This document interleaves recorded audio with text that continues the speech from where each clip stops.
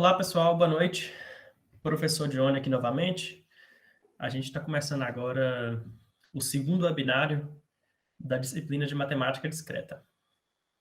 Vou apresentar a tela aqui para vocês já.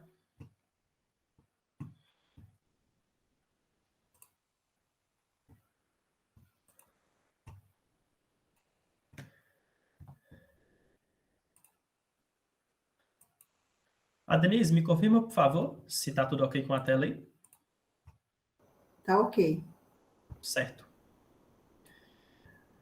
Pessoal, tem alguns recados sobre uma modificação que eu pensei para a atividade aplicada, mas eu vou deixar para o final. E aí eu vou comentar com vocês a respeito disso e também do fórum. No mais, vamos começar aqui com a aula de hoje. E aí eu deixo essas informações aí mais para o fim. Hoje a gente vai continuar falando de um problema que eu deixei no final do webinário passado. Para quem tentou resolver ou pensou numa solução, eu vou comentar um pouco aqui agora com vocês, antes de dar continuidade aqui no encontro de hoje. Então, o problema que eu tinha proposto foi o seguinte. Sejam A e B dois conjuntos finitos, A com N elementos e B com M elementos, N menor que M, quantas funções f existem de A em B, sendo f injetiva? Uma ideia inicial que nós poderíamos ter aqui para começar a tentar resolver o problema, que é bem simples na verdade, seria pensar em dois conjuntos aqui com uma quantidade menor de elementos, que não fosse aqui o N e o M. A gente poderia pensar, por exemplo, no conjunto A, que tivesse aqui, por exemplo, 3 elementos. Vou colocar aqui na forma de número, 1, 2 e 3. E um conjunto B que tivesse aqui, por exemplo, uma quantidade um pouco maior de elementos, que representaria o M para a gente. Vou colocar aqui números também. Vou colocar também 1, 2, 3, 4 e 5. Então, aqui, na verdade, a gente teria o conjunto A com 3 elementos e o conjunto B com 5 elementos.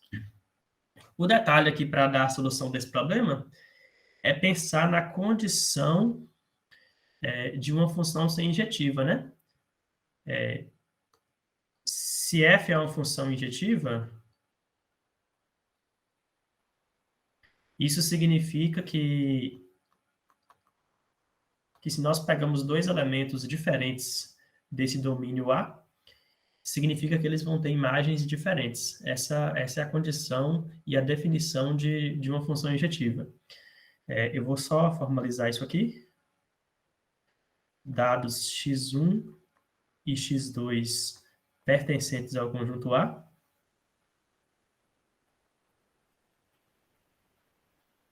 Com x1 diferente de x2. Então, a função, quando é aplicada no elemento x1, ela também vai ser diferente quando ela for aplicada no elemento x2. Essa condição é muito importante e ela praticamente resolve o problema. Nesse caso aqui que eu coloquei para números menores, a gente poderia simplesmente pensar no fato de que qual é o número que vai estar associado com 1? Eu poderia associar ele inicialmente com qualquer um dos que estão aqui presentes no conjunto B. Digamos que eu escolha, por exemplo, o 2. Mas, a princípio, eu teria um total de 5 opções para ele. A partir do momento que eu escolho um elemento ao qual o 1 foi associado, esse 2 ele não pode ser mais associado com nenhum outro, por essa condição aqui de elementos diferentes terem imagens diferentes. Então, o próximo elemento, por exemplo, que seria o 2, ele não teria mais as 5 opções para ser associado pela função. Ele teria agora, por exemplo, só 4 opções. Digamos que ele esteja associado aqui com 5. Lembrando que a gente tinha 4 opções. E aí esse 5 também não pode estar mais associado com nenhum outro elemento, pela condição aqui da função ser injetiva. O que nos resta, por fim, aqui, então, para o número 3, que eu deixei aqui, são 3 opções. Ele poderia estar associado, por exemplo, com o número 3 também. E aí a gente conseguiria, então, nesse caso aqui, um total de 120 não, perdão. Um total de 60 funções diferentes. Ok? O fato que aqui, o que eu queria chegar aqui com vocês, não era nem o resultado em si, mas o que representaria esses 5 vezes 4 vezes 3? Na verdade, isso aqui se trata de um arranjo. Esse aqui é um arranjo em que a gente tem um total de 5 posições, em que a gente quer fazer a conexão aqui com 3 elementos. A gente quer arranjar esses 3 elementos ligados com esses 5 aqui disponíveis. Dando esse exemplo e pensando aqui na condição da função injetiva, a gente pode pensar, então, na solução do problema de forma geral, né? Então, aqui a gente tem que o conjunto A, ele tem N elementos, e o conjunto B, ele tem M elementos. Nessa condição aqui de que o N é menor do que o M. Então, pensando nessa mesma lógica aqui, o primeiro elemento de A, ele teria M opções de B para ser associado. O segundo elemento de A, ele teria M menos 1 opções de B para ser associados, excluindo o que já foi associado ao primeiro. E assim sucessivamente. O terceiro elemento, M menos 2, e assim por diante. Até que a gente ia chegar no último elemento de A, que seria o enésimo elemento, e aí, por fim, a gente poderia aplicar aquela condição de arranjo que eu comentei no último encontro, do primeiro webinário, que era M menos N mais 1, né? Seria o sucessor de M menos N. E, na verdade, isso aqui para a gente se trata da mesma coisa do que pegar o M fatorial e dividir pelo M menos N fatorial. Que, como a gente comentou na aula passada, esse aqui é propriamente dito o arranjo de M elementos, de M posições, né? De maneira que a gente quer rearranjar aí, arranjar esses N elementos. Então, a resposta desse problema na verdade, simplesmente você pegar o arranjo tendo um total aí de M posições para colocar aí os N elementos do conjunto A. Essa é a solução do problema que eu deixei proposto aí no fim do último webinar.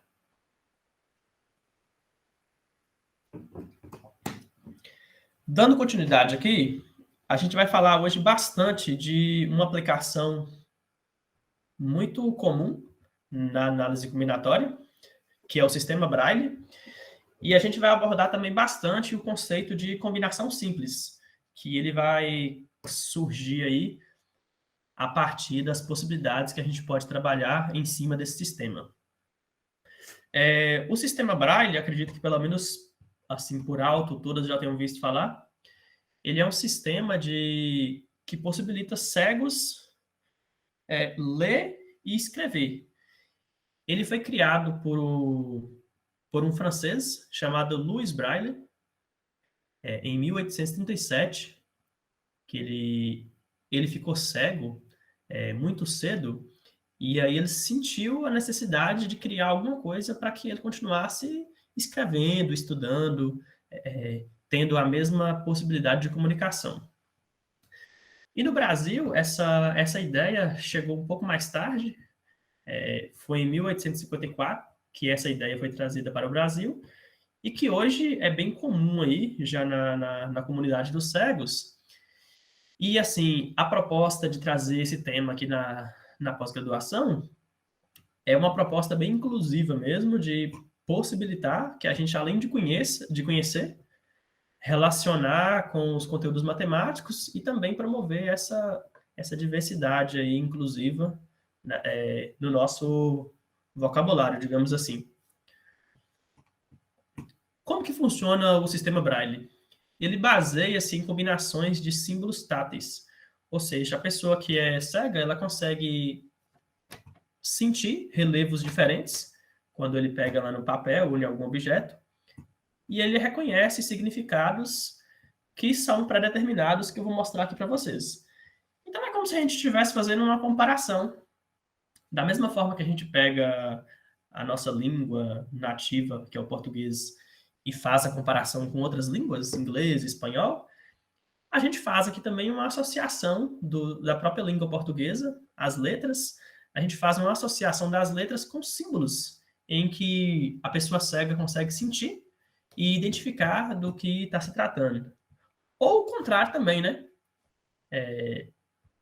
Fazer o procedimento tanto do português para a linguagem do Braille, ou do Braille para a linguagem também do nosso idioma. Vou mostrar aqui mais ou menos como funciona. Hoje em dia, o Braille é usado assim. A gente tem uma disposição retangular, que a gente tem aqui duas colunas com 3 pontinhos. Na verdade, essa aqui é uma distribuição retangular 3x2, né? A gente tem aqui 3 linhas e 2 colunas. Um total de 6 pontinhos. E esses pontinhos, eles podem ou não ter um relevo. E é exatamente essas diferentes configurações que vão determinar para a gente as possibilidades aí na hora de criar, por exemplo, uma letra diferente, um número, uma informação, entre outras coisas que a gente vai ver aqui. Vou passar aqui para o próximo já. Por exemplo, aqui já está melhor representado, por exemplo, como que é representada a letra A. A letra A, ela é representada com um relevo tátil, que ele é sentido apenas nesse ponto aqui. E aí, então, a pessoa cega vai lá, toca a informação, ela consegue perceber que apenas esse ponto tem relevo, e ele automaticamente, por ter aprendido, já reconhece que isso é a letra A. Outro exemplo aqui seria, por exemplo, a letra K. A letra K já é uma configuração diferente da letra A. Teria um relevo nesse primeiro ponto aqui da primeira linha e nesse último ponto aqui da terceira linha. E aí essas diferentes combinações, essas diferentes configurações é que vão dando a possibilidade da gente criar letras, números, caracteres, símbolos, diversas outras coisas que eu vou tentar mostrar um pouco aqui durante a aula para vocês. Dando continuidade aqui. Eu coloquei aqui já um probleminha para a gente começar a trabalhar de maneira imediata, que pergunta o seguinte: quantas configurações pode-se ter para distribuição no Braille no formato 3x2? Na verdade, eu coloquei esse problema aqui 2 vezes, mas na frente eu coloquei ele de novo, porque a gente vai resolver de 2 maneiras diferentes. Então, a gente vai tratar dele aqui inicialmente de um modo, depois a gente vai ver que, depois que eu comentar algumas coisas, a gente vai pensar de uma maneira diferente. Inicialmente, o que a gente poderia pensar é que cada ponto desse aqui, ele pode ou não ter um relevo, vamos escrever dessa forma. Então, cada ponto aqui, ele tem 2 possibilidades, né? Então, se a gente pensar aqui, são 2 possibilidades.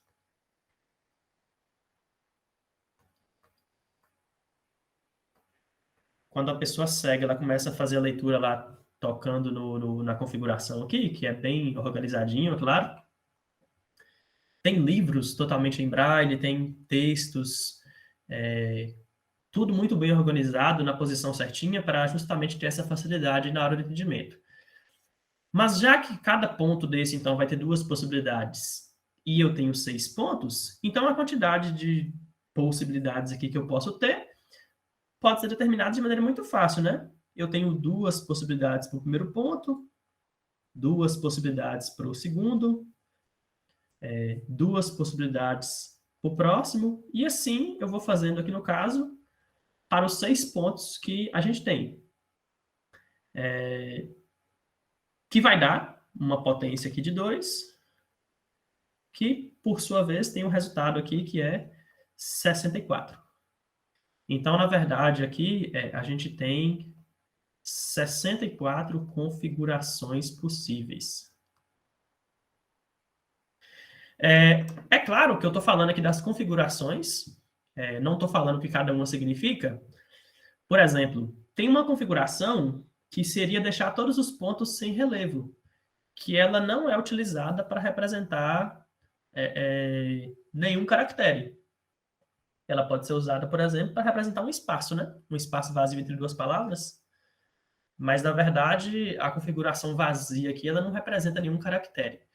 E aí, de acordo com os problemas que a gente pode ver relacionado ao sistema Braille, aí a gente pode ir fazendo as adequações do que vai ser calculado. Mas, inicialmente, aqui, você tem um relevo em um ponto ou não, totalizando 6 pontos aqui, a gente tem essa quantidade de configurações possíveis.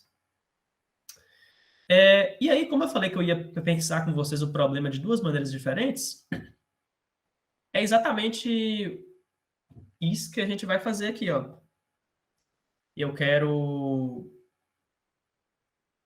começar a comentar com vocês um conceito de combinação simples, que é outro jeito que a gente pode pensar esse problema e que talvez seja o tópico matemático que fundamenta o nosso encontro aqui de hoje.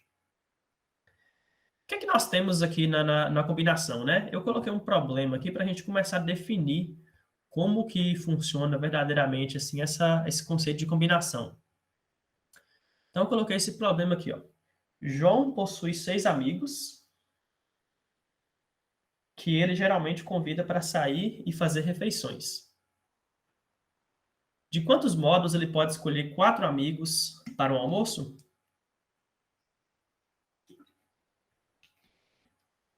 Acredito que seja um problema bem simples aí, da gente conseguir resolver, para quem já está familiarizado com o conceito de combinação, mas vai ser um conceito importante aqui na hora de falar um pouco mais sobre o Braille, tá bom?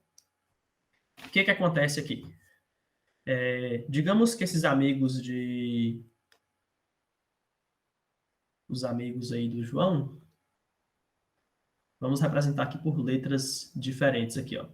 Tem o amigo A, o amigo B, o amigo C, o amigo D, o amigo E e o amigo F. Antes da gente começar a pensar no conceito de combinação, a ideia é que o João aqui, ele poderia escolher 4 amigos.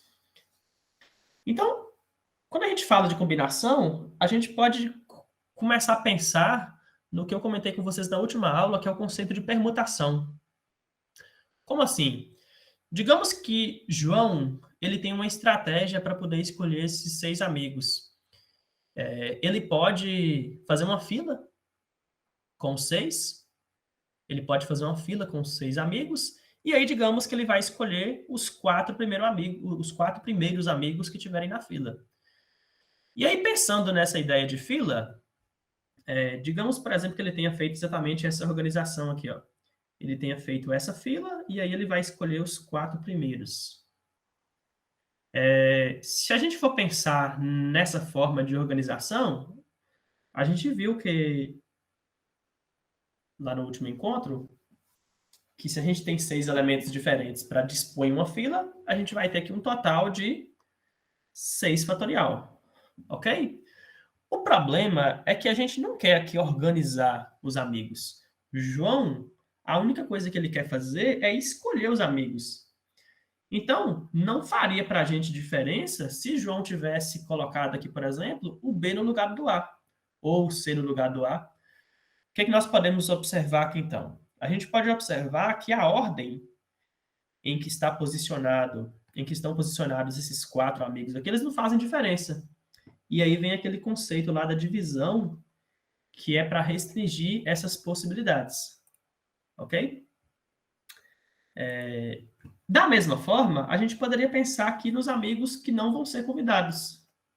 Esses 2 amigos que não vão ser convidados, a ordem que eles vão ser dispostos aqui também não vai fazer diferença, porque o objetivo final não é em si a fila, é simplesmente a escolha. Então, o que acontece aqui? Já que a ordem deles também não, não é necessária de ser pensada, então aqui a gente desconsidera também pelo 2 fatorial. E aí, é claro que, fazendo esse cálculo aqui, a gente obtém aí... Desculpa. A gente obtém aí um número total de maneiras. Nesse caso aqui, isso aqui vai dar um resultado de 15 modos, né? 15 modos ele tem, então, de fazer essa escolha dos amigos aí para esse almoço. Pensando na mesma ideia desse problema aqui, eu vou trazer aqui para vocês o conceito de combinação, né? O que seria a combinação de n elementos para a gente fazer a escolha de p elementos, né? Pensando nessa ideia aí da fila, a gente poderia ter lá os n elementos, eu vou chamar assim agora, A1, A2, A3, A4. Aí vai ter algum momento que a gente vai chegar nesse AP, que vai ser menor ou igual que o N, né? E por aí vai, a gente continua até chegar no nosso AN, que é o total de elementos. Pensando nessa mesma ideia da fila que a gente construiu ali atrás, a gente poderia tratar a combinação aqui como sendo uma organização numa fila, em que a gente vai pegar as primeiras P pessoas da fila e vai desconsiderar a troca de posição entre elas, já que a gente está querendo só fazer a escolha. Então, o que a gente teria aqui é que, inicialmente, a gente teria n fatorial maneiras de fazer essa fila, porém, como eu já comentei ali com vocês, essas P pessoas que a gente selecionou aqui, a ordem que eu organizar elas aqui não vai fazer diferença, porque simplesmente o que eu estou fazendo é uma escolha. Por isso que a gente divide aqui pelo P fatorial. E da mesma forma, as pessoas que restaram, as que não foram escolhidas, que são n menos p pessoas, se aqui tem p pessoas, aqui tem n menos p pessoas, essas n menos p pessoas, a ordem que elas estão dispostas também não faz diferença, então a gente divide aqui também pelo n menos p fatorial, que desconsidera essa ordem. E aí a gente tem aquela fórmula de combinação que já é bem conhecida e é usada para resolver diversos problemas. Só uma observação aqui, de notação. Uma observação em relação à notação que vocês podem encontrar aí, de repente, de maneira diferente em diversos materiais, né? Essa combinação ela pode ser representada dessa maneira. Tem alguns materiais que dispõem ela dessa maneira também, combinação NP. Ou ainda tem uma representação binomial, que representa também nessa maneira aqui. É um jeito de representar a combinação. Mas o conceito, o cálculo é o mesmo. Isso aqui é só uma questão de notação, dependendo do material que é utilizado aí. Eu costumo utilizar mais essa notação aqui, mas, enfim, é bem compreensível que as outras possam aparecer aí também. Então, depois que a gente pensou aqui no conceito de combinação, a gente poderia, então, pensar o mesmo problema que eu coloquei lá anteriormente, do Braille. Quantas configurações pode-se ter para a distribuição do Braille no formato 3x2? A gente poderia pensar aqui, nesse mesmo problema, usando a ideia de combinação, né? Como que a gente poderia fazer isso? Eu poderia pensar aqui, é claro que eu tenho uma configuração uma configuração em que não tem nenhum relevo. Eu já tenho inicialmente essa configuração, que seria pegar todos os pontos e deixar sem relevo. E aí eu poderia pensar nas configurações que existem com relevo, pensando na quantidade de pontos que vão ter com relevo. Então, inicialmente, por exemplo, eu poderia pensar aqui em um ponto com relevo. Um ponto com relevo. E aí a gente pode observar que o que eu preciso fazer aqui agora é simplesmente uma combinação de escolher entre o total de 6 pontos qual é que vai ficar com o relevo. E aí a gente teria aqui uma combinação de 6 elementos, escolhendo um.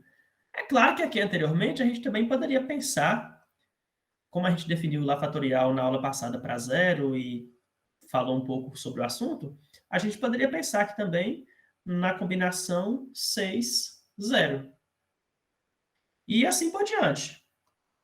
Se nós tivéssemos aqui dois pontos com relevo, a gente teria que, então, que fazer a combinação 6, 2. Se a gente tivesse 3 pontos com relevo, a gente faria a combinação 6, 3. Se a gente tivesse 4 pontos com relevo, então a gente faria a combinação 6, 4. Se fossem 5 pontos com relevo, a gente poderia pensar também na combinação 6, 5, que seria escolher os 5 pontos que estariam com relevo. E por fim, é claro, a gente poderia pensar nos 6 pontos com relevo. Claro que a gente sabe que só teria uma opção de isso acontecer, mas seria aqui a combinação 6, 6. Resolvendo isso aqui, a gente teria a quantidade para cada possibilidade, e na hora que somar tudo, a gente teria uma totalização aqui. Isso aqui daria uma possibilidade, que eu até já deveria colocado ali. Esse aqui daria 6. Essa combinação 6, 2 a gente acabou de calcular anteriormente aqui. Vai dar 15. A combinação 6 combinação com 3 dá 20. A combinação 6 com 2 é a mesma combinação 6 com 4. E faz muito sentido, né? Porque se eu escolho 2 pontos para serem os com relevo, é a mesma coisa de escolher outros 4 que não vai ter o relevo. Então, é simétrico esse cálculo aqui. Isso aqui também dá 6, como eu já disse que é simétrico. E aí, quando a gente totaliza isso tudo aqui, dá o mesmo total de 64 módulos. Então, é interessante a gente ver o problema dessa forma, porque podem ter subproblemas que especifiquem exatamente alguma condição dessa, e aí a gente pode cair em casos mais específicos. O caso geral talvez seja até mais fácil de calcular do outro modo que eu apresentei, mas esse jeito aqui, ele possibilita a gente fazer essa separação, que podem aí estar associada à solução de problemas específicos.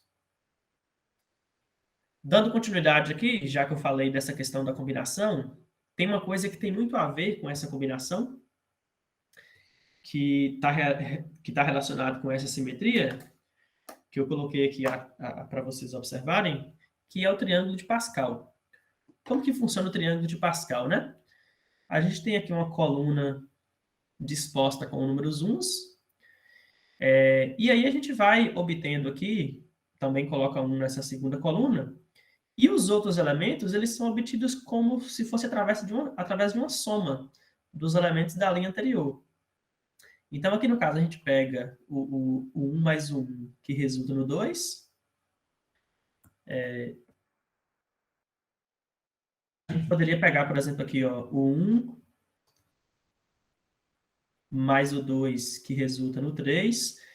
E E essa operação aqui, ela vai formando essa espécie de triângulo numérico que a gente chama de triângulo Pascal. E isso é um triângulo, na verdade, que a gente chama também de triângulo binomial. Um triângulo binomial que tem exatamente a ver com a combinação, né? Esse triângulo aqui numérico, na verdade, ele representa as combinações, uma sequência de combinações que a gente vai fazendo aqui dos números. Então, na verdade, eu poderia fazer um triângulo aqui sem ser os resultados, só com as combinações, que seria assim, ó. A combinação de 0 com 0, a combinação de 1 com 0, a combinação de 2 com 0, a combinação de 3 com 0, a combinação de 4 com 0. Aqui, eu pegaria aqui na frente a combinação de 1 com 1. Aqui eu pegaria a combinação de 2 com 1 e, em seguida, a combinação de 2 com 2. Aqui seria a combinação de 3 com 1, combinação de 3 com 2, combinação de 3 com 3. E aí vai fazendo. Combinação 4, 1, 4, 2, 4, 3, 4, 4, até chegar no último número. E os resultados dessas combinações, eles formam esse padrão. Eles formam esse padrão de construir esse mesmo triângulo aqui, certo? E como vocês podem observar, esses números que a gente obteve aqui, ó, são exatamente os números que estão nessa linha aqui do triângulo de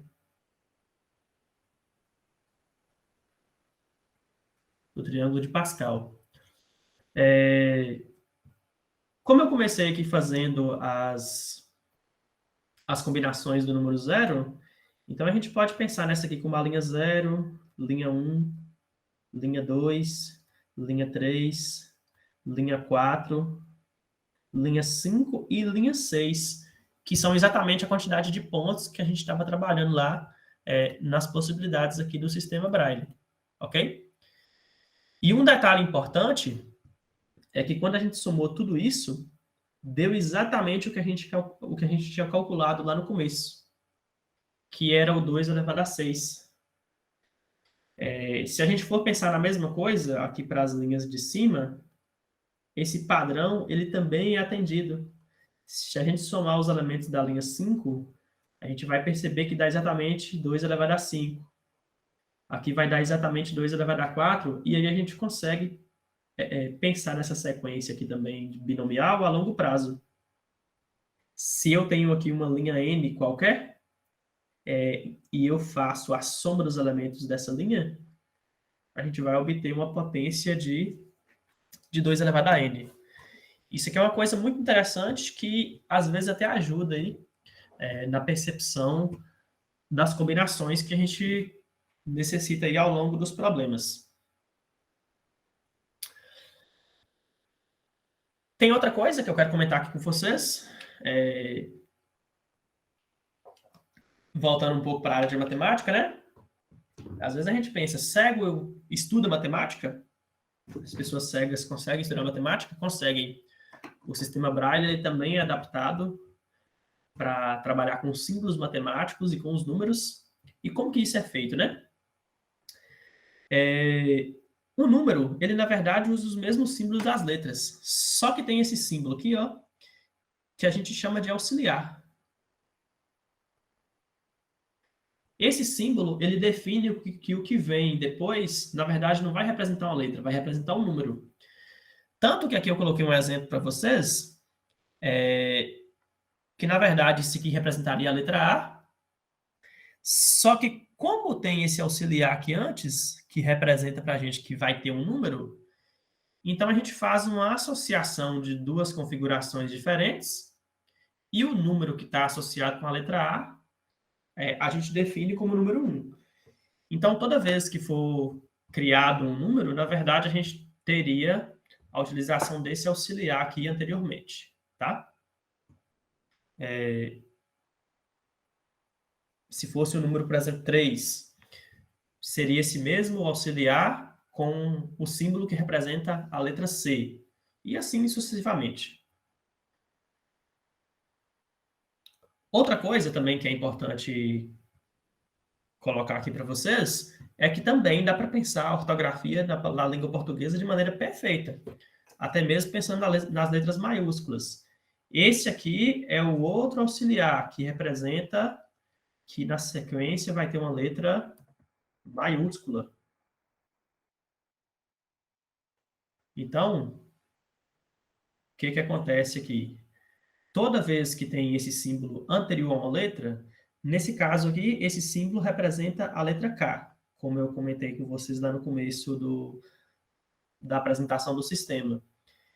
Esse auxiliar que representa que vai ter uma letra maiúscula, quando a gente junta com a letra K, aí a gente sabe que vai ser formada, então, uma letra maiúscula.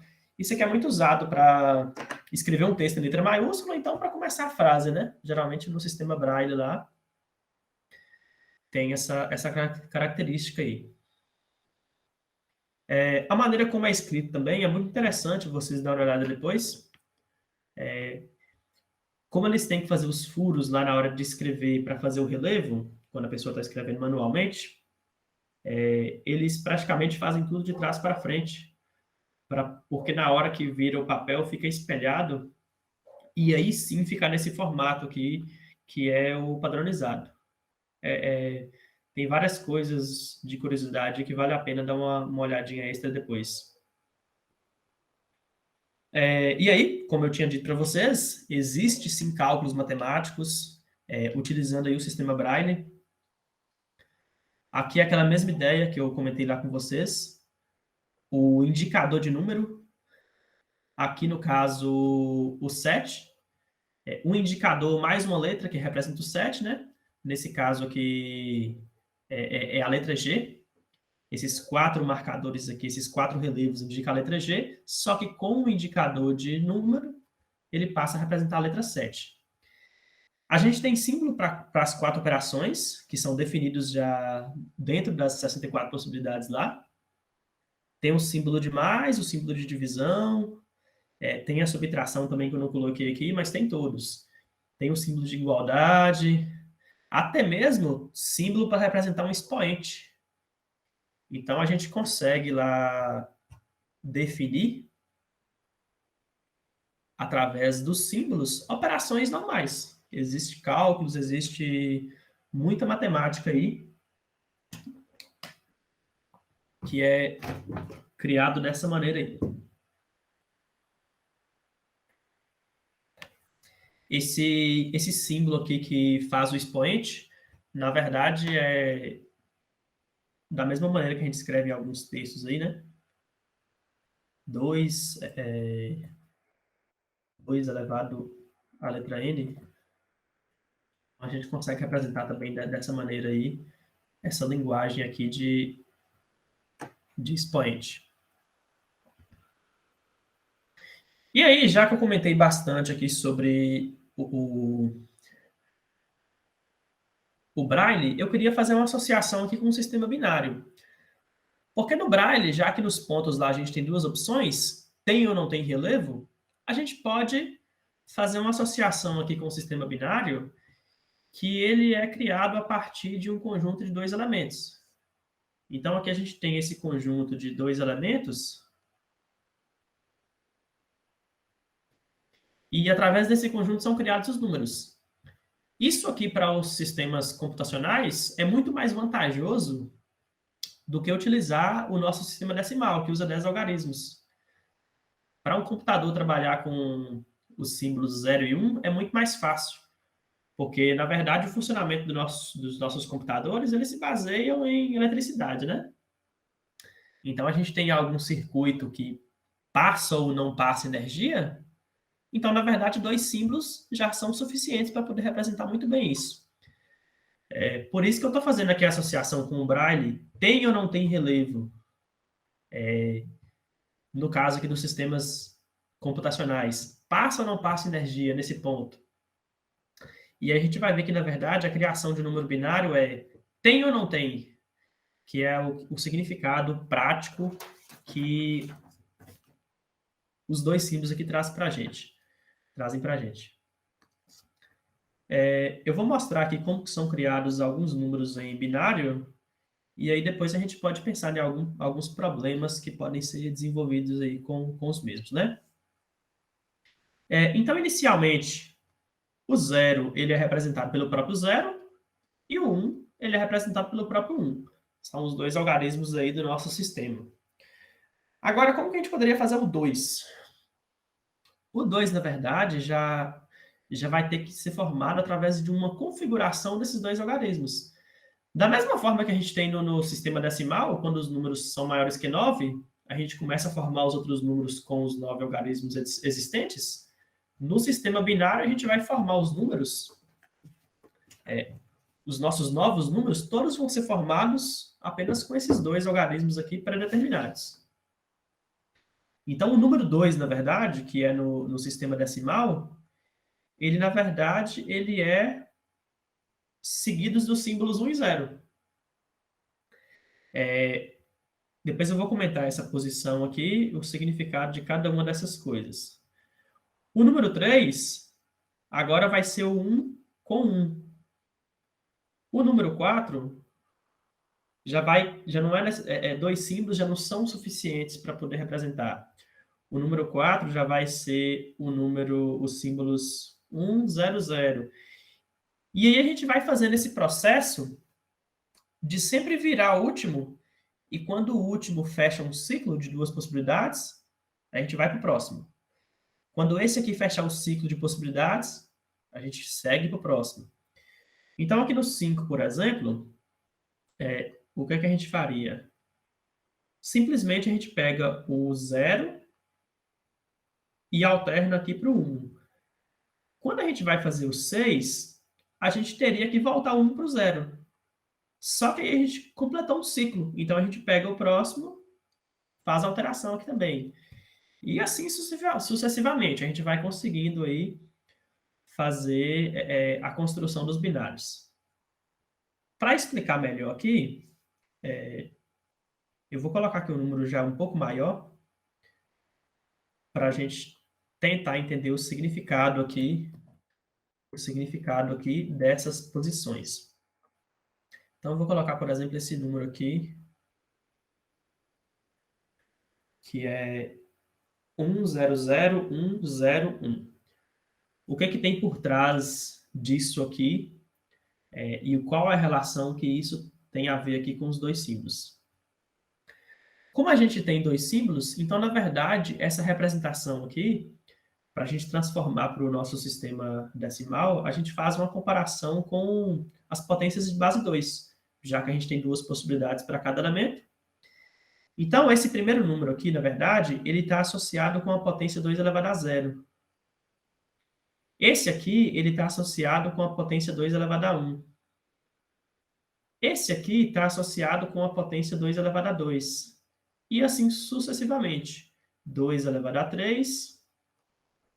Esse aqui está associado com 2 elevado a 4. E esse aqui está associado com 2 elevado a 5. E o que o 0 e o 1 representa? O 1, ele quer dizer para a gente que a gente vai considerar o valor que foi calculado aqui nessa posição.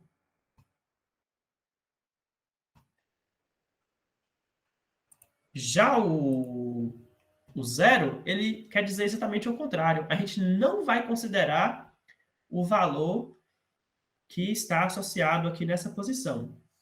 Então, nesse caso aqui, por exemplo, onde tem 0, a gente não vai considerar esses valores que foram aqui associados. A gente vai considerar, então, apenas os valores que estão aqui na posição que tem os algarismos 1.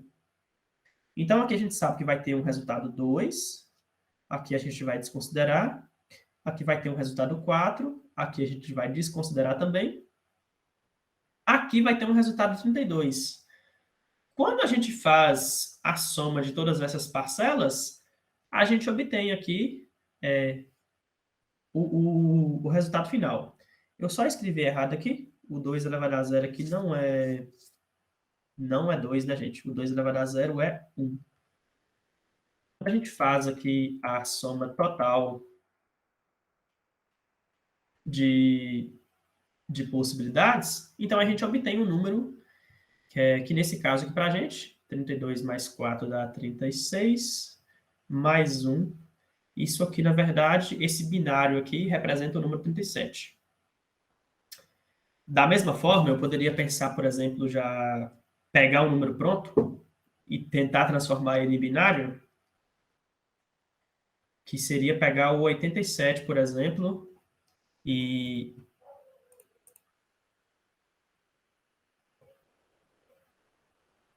fazer a conversão ali.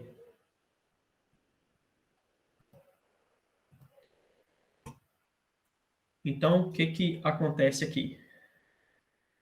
O que a gente faz, na verdade, então, é tentar decompor esse número, fazer o processo contrário, né? Tentar decompor esse número nas potências de 2 maiores possíveis que eu posso ter para formar aqui o 87. Com alguns cálculos aí, vocês percebem que, na verdade, o 87 é a mesma coisa de 64, mais 16, que é 80, mais 4, que é 84, mais 2, que deve dar 86, e, por fim, mais 1, que dá 87. E aí, esse 1 aqui a gente viu que está associado à potência 2 elevado a zero, esse 2 está associado à potência 2 elevado a 1, esse 4 está associado à potência 2 elevado a 2, 16 está associado à potência 2 à quarta, e 64 está associado à potência 2 elevado à sexta. Aí a gente percebe que ficaram faltando umas aqui, né? Por exemplo, o 2 elevado ao cubo, ele não apareceu. E o 2 à quinta também não apareceu. Significa que as potências que estão tendo associação vão ser, na forma de binário, é onde vai aparecer o algarismo 1, e onde não está associado vai ser onde a gente vai colocar o algarismo 0. E assim, basicamente, funciona a conversão dos binários aí, na forma de possibilidades.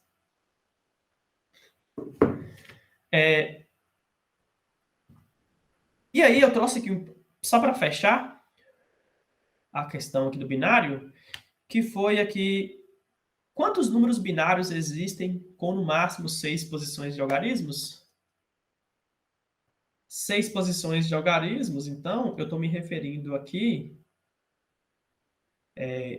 eu vou ter 6 possibilidades para colocar o 0 ou 1, né?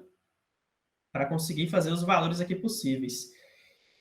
E aqui, na verdade, eu coloquei esse problema justamente para a gente fazer exatamente a mesma associação lá com o sistema Braille. Lá no sistema Braille, a gente tem a disposição retangular, que usa exatamente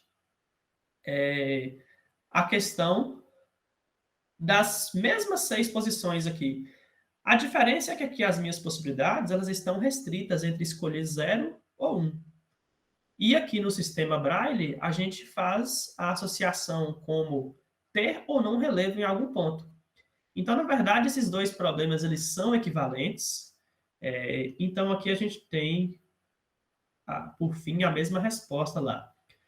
Com no máximo 6 posições, a gente consegue formar aqui os 64 números que estão associados lá com o sistema Braille. Então, um jeito muito bom que a gente pode pensar computacional de trabalhar com Braille é pensando aqui nessa associação com o sistema binário. Então, eu deixei aqui um problema. Esse aqui eu não vou resolver, vou deixar em aberto aqui para vocês tentarem resolver depois. E aí eu faço o mesmo processo que eu fiz nesse webinário. Eu volto no próximo webinário, comentando esse problema. e aí a gente dará continuidade lá com outro assunto depois. Então, a princípio, eu encerro a fala aqui, mas vou passar aqui para ver se ficou alguma dúvida, se alguém quer falar alguma coisa, fazer alguma pergunta ou algum questionamento.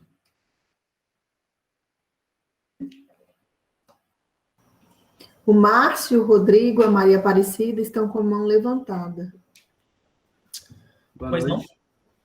Boa noite, professor. Boa noite. Desculpa não ligar a câmera, porque está meio bagunçado aqui hoje. Tranquilo. Professor, na realidade, eu queria te pedir para você voltar 2 telas. 2 telas? Vou fazer isso. De novo? Mais uma, por favor. Mais uma, certo. Isso. Porque eu estava acompanhando aqui, eu não consegui... Na realidade, eu nunca tive a necessidade de aprofundar nesse sistema binário. E aí eu não consegui entender... eu comecei a entender, quando o senhor for falando aí, a lógica do 0 e 1. Eu não sei se estava preparado para essa aula de hoje.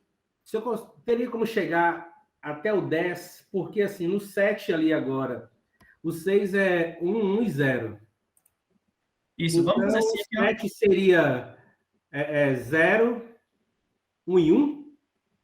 Não, o 7 O que agora, 0, na 1 e verdade, 0. a gente sempre tenta fazer a virada de algarismo pensando aqui no último, ó. É que eu penso o seguinte, é padrão isso, é fixo? Ou vai depender da linguagem que foi construída para aquela situação? É padrão, tem um padrão aqui que, Tá. para a criação do binário, tem um padrão. Então, aqui, repara que esse último, ele sempre fica alternando, ó. 0, 1, 0, 1, 0, 1, 0. Então, aqui agora a gente faz a virada para o 1.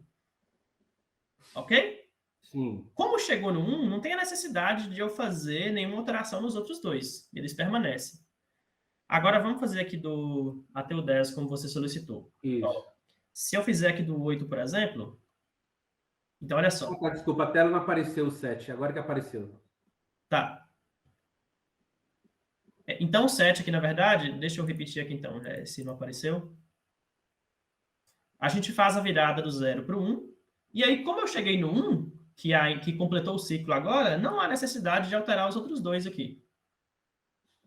Sim. Agora eu vou fazer a virada do último para o próximo. Ó, quando eu faço a virada aqui para o 0, na verdade eu estou iniciando um novo ciclo. Como eu estou iniciando um novo ciclo, eu preciso virar o próximo número aqui, que no caso é o 0. Como eu estou fazendo a virada aqui, eu preciso também virar esse, porque eu estou criando um novo ciclo. Então, na verdade, aqui ficaria o 0. E aí, no caso, como eu completei aqui uma quantidade de 3 zeros, a gente precisa colocar o 1 aqui no começo. Então, esse aqui seria a representação do número 8. Tá. Agora está fluindo. Para o 9, vamos ver aqui como é que ficaria. Vou mexer lá no último de novo, ó. O 0 vem para o 1, e os outros não tem necessidade de mudar, porque então, o último que eu cheguei foi no 1. Então, deixa eu ver se eu acompanhei. Então, ficaria o 9, de trás para frente. 1, 0, 0, 1. Aí depois 1, 1, 0, 1. No 10? No 10, 1, 1, 0, 1. No 10 seria 1, 0, 1, 1 e 0.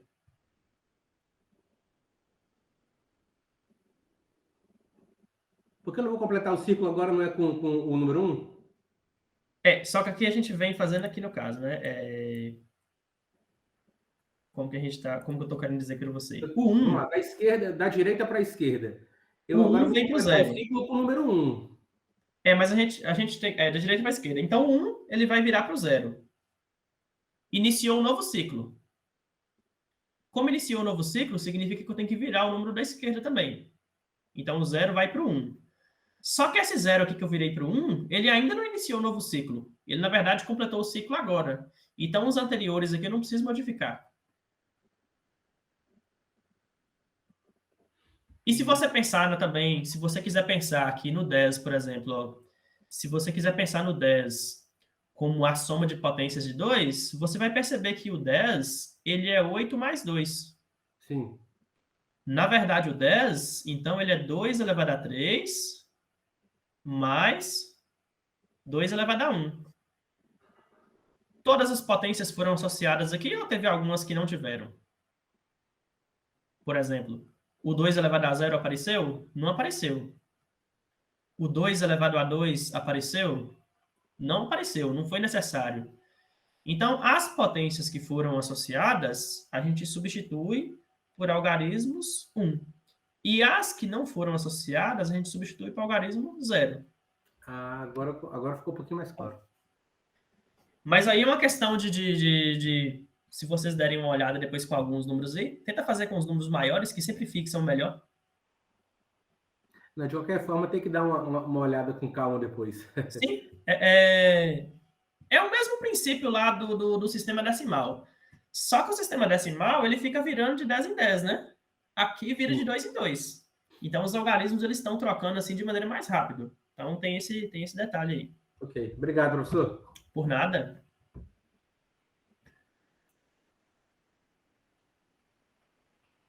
Com potência mais simples, a Jane achou? Então, dá para a gente fazer a associação aí, né?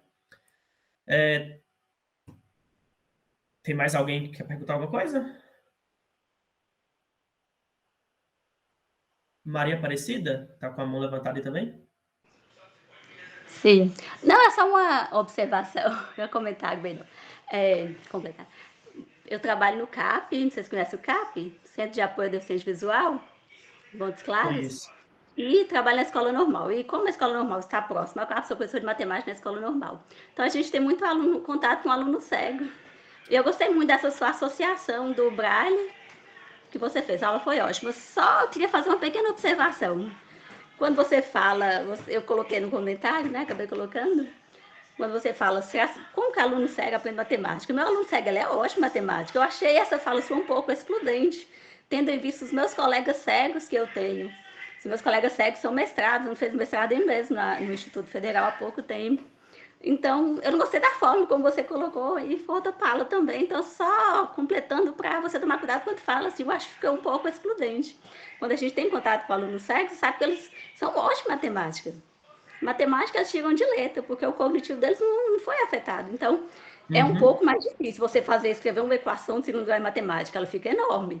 Para cada detalhe, né, você tem um símbolo. Para a raiz quadrada, são 2 símbolos. Se é uma raiz enésima, né? Então, você ainda tem um índice no meio. Então, é algo bem extenso. Mas eu tenho um aluno, por exemplo, cego, que ele nem gosta do Braille. Ele é ótimo em matemática, é um dos melhores alunos. Na minha aula, é um dos que mais participa, é o primeiro a responder. Então, só para você tomar cuidado quando você fala essa pergunta, porque ficou um pouco... Você entendeu o meu ponto de vista? Ah, sim, entendi. Agradeço a colocação aí. Quem mais aí está com a mão levantada? Rodrigo? Boa noite, professor. O senhor pode ir uma tela para frente, por favor? Uma tela para frente? Vamos lá. Isso. O senhor fala aí que esses problemas são equivalentes, mas no meu entendimento eles não são. Porque na primeira posição a gente não tem duas. Né? Na primeira posição da esquerda para a direita não tem duas possibilidades. Sempre vai ser um. Não vai Pode ser ser zero também. Não, mas qual número que vai ser zero na primeira posição? Porque não faz sentido eu ter, por exemplo, uma potência elevada a zero no final. O zero à esquerda ali seria desnecessário. Mas o próprio zero, ele é só o número zero. Sim, mas eu estou considerando ali com 6 posições, não são? Ah, sim, certo. Bora lá, então. O senhor está falando com 6 algarismos, então no primeiro necessariamente vai ser 1. Entendi sua colocação. Mas assim, tá, você está querendo excluir, no caso, essa possibilidade aqui, né? Então, a primeira ser zero, né? Na verdade, qualquer número cujo primeiro algarismo ali seja 1. Só que aqui, na verdade, eu não coloquei com exatamente 6 posições. Foi exatamente por isso que eu coloquei aqui no máximo 6 posições. Ainda assim teria menos. Então, quando eu quero dizer no máximo 6 posições, eu poderia também estar considerando só uma posição. E só uma posição são exatamente esses dois aqui que eu consigo formar, ó. O 0 e o 1. Deu para entender a ideia? Só completando aqui, em muitos lugares o pessoal até considera mesmo 63 símbolos matemáticos, não considera a célula vazia. Então, ele está falando, então a célula vazia também é uma célula, que você usa como espaço em branco. Então, nesse caso, quando você está considerando zero, você está considerando a célula vazia, não tem nenhum ponto preenchido. Exatamente. Então, você contando com ele, você tem 64 caracteres simples, né? Exatamente. Então, sem ele seria 63, mas quando você considera nenhum está preenchido, ou seja, seria a célula vazia, seria o espaço em branco que você deixa entre um Exatamente. uma palavra e outra. Inclusive, depois vocês vão ver aí nas questões que podem aparecer tanto na avaliação quanto lá no fórum de discussão, que quando a gente quer dizer que... Quando a gente quer desconsiderar a configuração vazia, a gente deixa bem claro isso no enunciado, que não foi o caso que eu coloquei aqui. Eu não desconsiderei aqui a configuração vazia.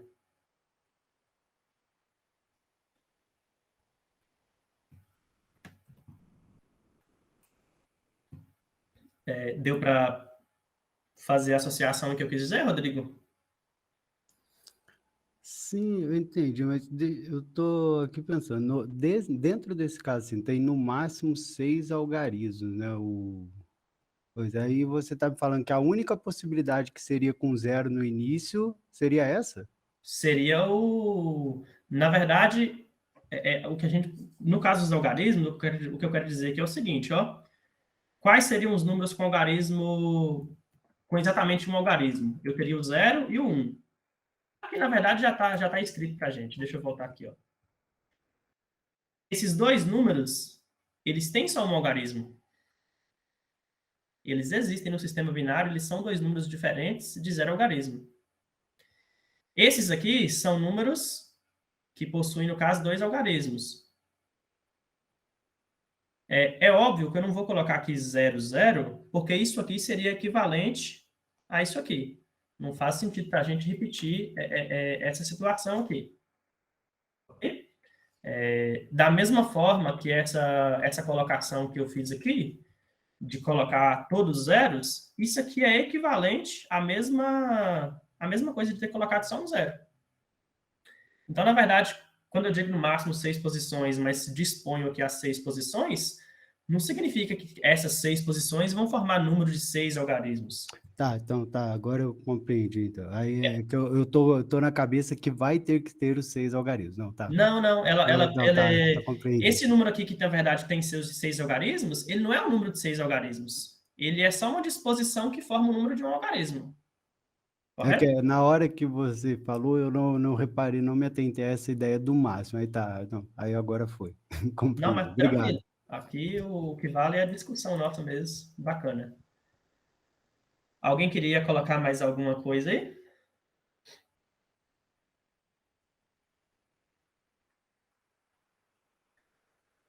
Professor, Diga. eu só vou pegar o gancho no último comentário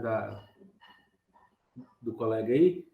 Então, na realidade, a cada posição eu tenho um número. Então, eu movimento as posições ali dos algarismos para obter um número.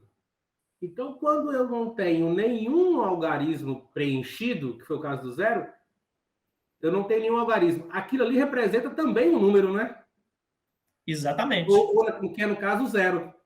Exatamente. O ato de você ir lá e colocar o primeiro 0, né? já forma um número. O símbolo 0, no caso. Exatamente. O símbolo 0 representa o mesmo número 0. Ah, tá. Ah, beleza. Só porque eu peguei o gancho na conversa ali, só para Ótimo. compreender. Então, isso aí é bom para a gente pensar nas possibilidades aí e fazer essa associação mesmo. Só completando aqui o que a Maria Aparecida tinha falado comigo aquela hora, a ideia lá de falar da questão do cego estudar matemática só, assim, é uma questão de curiosidade que até eu tenho um pouco de conhecer mais, porque dificilmente a gente trabalha, né? Eu, por exemplo, nunca trabalhei com nenhum aluno cego. Mas eu acompanho aqui, por exemplo, depois que eu comecei a preparar os temas aqui para o webinário, principalmente esse, eu comecei a ver como que funciona a escrita, como que eles também conseguem fazer as operações. Então, na verdade, que foi exatamente até diferente do que eu até mesmo pensava um pouco antes de preparar aqui para vocês. eu fiquei pensando, e na hora de escrever os cálculos, de escrever expressões, como que seria isso? Então, a gente consegue aí ver que a escrita, é claro que o raciocínio não depende exclusivamente da escrita, mas a questão de você escrever expressões, o que eu quis trazer para vocês é que é possível, dentro da linguagem Braille, fazer isso normalmente.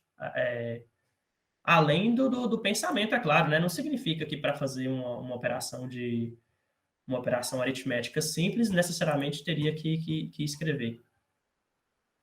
Maria Aparecida?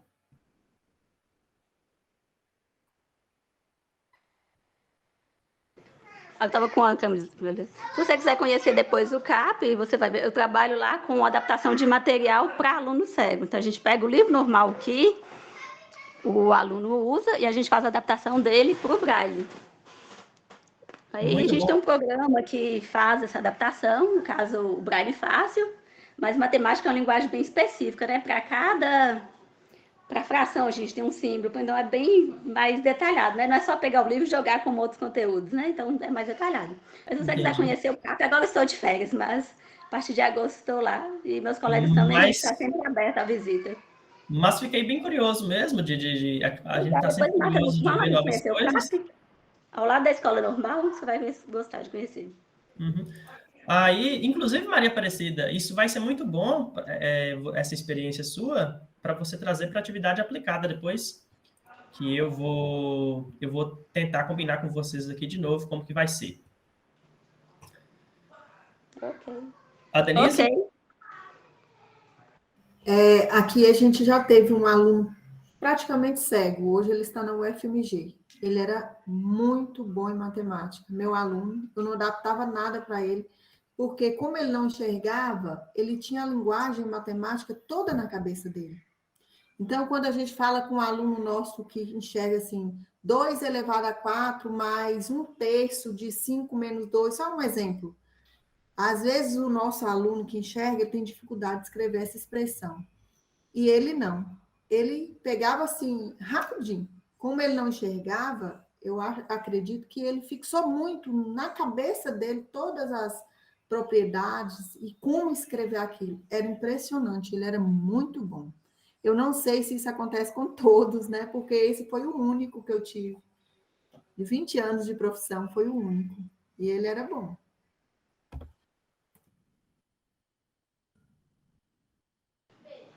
Normalmente, os alunos sérios que eu já acompanhei também não têm muita dificuldade em matemática. Eles não gostam muito do Braille, porque é meio cansativo o Braille e matemática. Mas de raciocínio, eles são ótimos mesmo.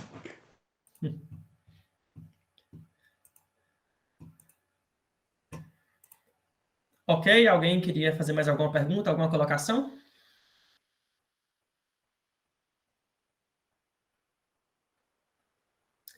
Então, a Denise, você pode encerrar a gravação aí depois eu vou passar mais alguns recados aqui, só para fechar.